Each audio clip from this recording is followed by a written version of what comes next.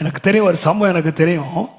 நான் வாலிபனாக பரசுவாக்கத்தில் ட்ரைனிங்கில் இருந்தபோது Madras Christian college ஹைஸ்கூல்னு சொல்லி சேத்துப்பட்டில் ஒரு ஸ்கூல் இருக்கு. அந்த நாட்களிலே அங்கே ஒரு பிரின்சிபால் இருந்தார், மிஸ்டர் சௌரி ராயன்.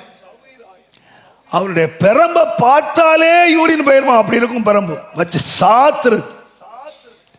ஆனா அந்த பள்ளிக்கூடத்தில் எல்லாருமே பையங்க, பணக்கார பசங்க, அவங்களை அடக்கவே முடியாது. பின்னுவாரு, ஆனா ஒன்றும் அடக்க முடியல. தலைக்கு மீறி போயிடுச்சு குழப்பம், கட்டுக்கடங்காம போயிடுச்சு. அவர் என்ன பண்ணார் தெரியுமா? சபையில 3 நாள் உபவாச ஜெபம் நடந்துச்சு.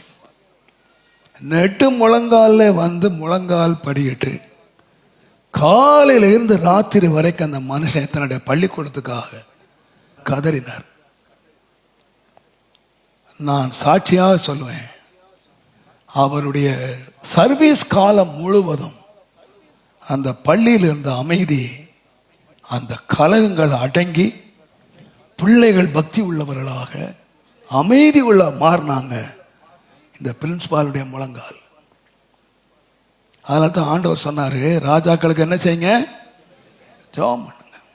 நீங்க நல்லா நினைச்சுங்க, நாடு கலகம் இல்லாமல் இருக்கணுமானா, நாடு அமைதியா இருக்கணும்னா, நல்ல பிரைம் மினிஸ்டர்ல, நல்ல புத்தி கூர்மையான பிரைம் மினிஸ்டரால நாட்டை ஆள முடியாது. நான் தைரியமா சொல்லுவேன், ஏற்றுக்கொண்டாலும் சரி ஏற்றுக்கொள்ளாவிட்டாலும் சரி, நாடு கலகம் இல்லாமல் அமைதியா இருக்க வேண்டுமானால் இந்த அதிகாரம் எங்க இருக்குன்னு கேட்டீங்கன்னா, இந்த சர்ச் சபை ஜெபித்தால் அமைதலா இருக்கும், கலகம் இல்லாமல் இருக்கும். நிறைய பேர் நினைச்சிட்டு இருக்காங்க, இந்த கிறிஸ்தவங்களை ஒழிச்சுட்டா நாடு நல்லா இருக்கும்.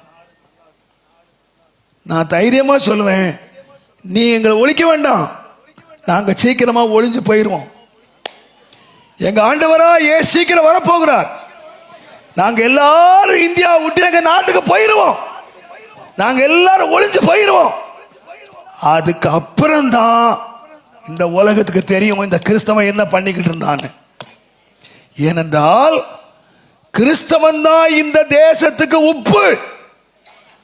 இந்த உப்பு போயிட்டா நாடு மிதிக்கப்படுவதற்கும் குப்பையிலே கொட்டப்படுவதற்கு தான் உதவுமே தவிர, எந்த பெரிய மோடி மஸ்தா வந்தாலும் ஒன்றும் நடக்காது.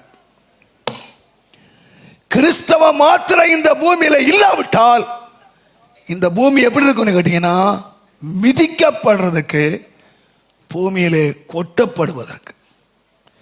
இந்த கிறிஸ்தவன் தான் இந்த உலகத்துக்கு வெளிச்சமா இருக்கிறான். இந்த வெளிச்சம் போயிருமானா நாடு தடவி திரிகிற இருளிலே கிடக்கும் என்பதில் சந்தேகமே இல்லை. ஒருவேளை உங்களுக்கே விளங்கிச்சா இல்லையா எனக்கு தெரியாது. நாம நினைச்சுக்கிட்டு இருக்கோம், அடுத்த எலெக்ஷன்ல மாத்தி குத்திட்டா விடிவெள்ளி வந்துடும். நீ மாத்தி குத்துனாலும் சரி, நீ சரியா குத்துனாலும் சரி, நீ ஒழுங்கா குத்துனாலும் சரி, ஒழுங்கினமா குத்துனாலும் சரி, நாடு சேமம் அடையாது.